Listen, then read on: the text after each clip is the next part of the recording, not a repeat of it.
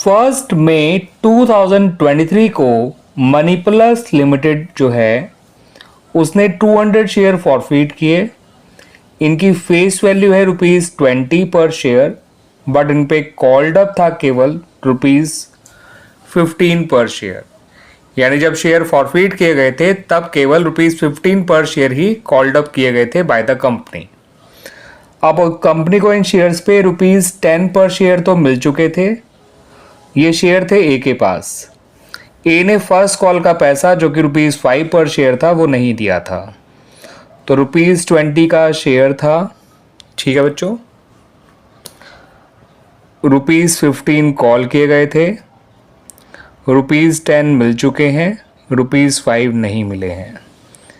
ठीक है, face value जरूर वो है ₹20, मगर कॉल्ड अप वैल्यू कितनी है ₹15, जितने से मिल चुका है 10 और नहीं मिला है 5। ठीक है बच्चों, फिर कहा गया कि 10 दिन बाद कंपनी ने रीइश्यू कर दिया इन सारे फॉरफिट शेयर्स को बी को। ठीक है, ₹15 पर शेयर पेड अप मानते हुए और फॉर अ पेमेंट ऑफ ₹10 पर शेयर। तो जब ये शेयर रीइश्यू किए गए हैं तो इनको ₹15 पेड अप माना गया है।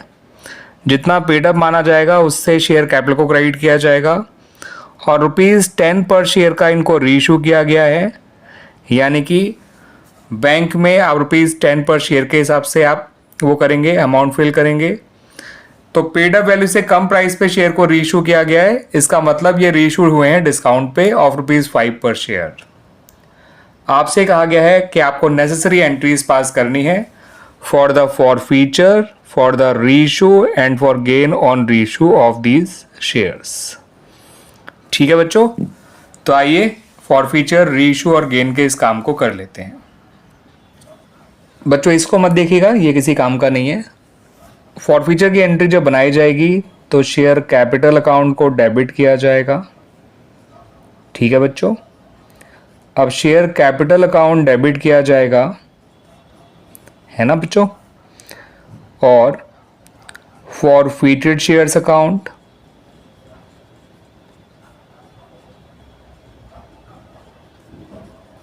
और कॉल्स इन अरियर अकाउंट को क्रेडिट किया जाएगा।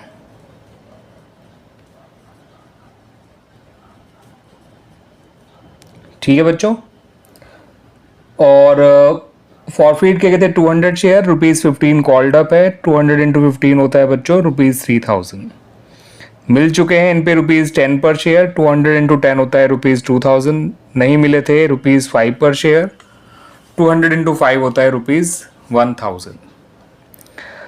इनके रीइश्यू में बैंक डेबिट होगा, फॉरफिटेड शेयर अकाउंट डेबिट होगा, क्योंकि हमने देखा ही है ये शेयर डिस्काउंट पे रीइश्यू हुए हैं और वो डिस्काउंट फॉरफिटेड शेयर अकाउंट से ही कवर किया जाता है। तो इनके रीइश्यू में बैंक को डेबिट करिए, फॉरफिट शेयर अकाउंट को डेबिट करिए और शेयर कैपिटल अकाउंट को क्रेडिट करिए।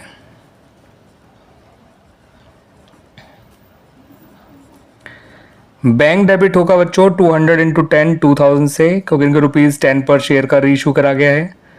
कैपिटल क्रेडिट होगा 200 × 15, 200 × 15 यानी 3000 से, क्योंकि 15 पर शेयर इनको पेड अप माना था और डिस्काउंट दिया गया है ₹5 पर शेयर, जो कि टोटल हो गया ₹1000। अब क्योंकि ये सारे शेयर रीइश्यू हो गए थे तो इनके रीइश्यू पे गेन निकालना बहुत ही आसान है।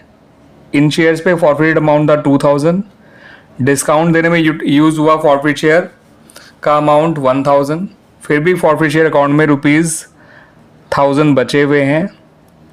वो सारा का सारा कैपिटल गेन हो गया और इसको ट्रांसफ़र कर दिया जाएगा फॉरफिटेड शेयर अकाउंट से कैपिटल रिजर्व अकाउंट में, because it is a capital gain.